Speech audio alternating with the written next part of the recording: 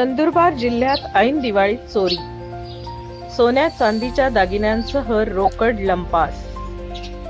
नवापूर तालुक्यातील खांडबारा येथील डोंगरीला भागात दिवाळीच्या सुट्टीत एका घरात अज्ञात चोरट्यांनी कडी कोयंडा तोडून घरफोडी केली आहे।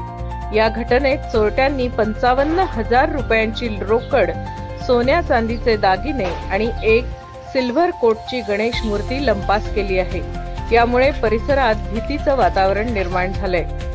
खांडबारा, बर्डीपाडा, डोंगरीला येथील एका महिलेने दिवाळीच्या खरेदीसाठी जमा केलेली रोख रक्कम आणि तिचे सोन्याचे दागिने अशा मौल्यवान वस्तू चोरट्यांनी ऐन सणासुदीच्या दिवसात चोरून नेल्या आहेत। ऐन सणासुदीत झालेल्या या चोरीमुळे ग्रामस्थांमध्ये भीतीचं वातावरण असून ग्रामस्थांनी पोलिसांकडून चोरट्यांचा तातडीने बंदोबस्त करण्याची मागणी केली आहे। 55,000। मेरा नाम निवेदिता गजानन सोनार। माझ्या घरी चोरी झाली आहे।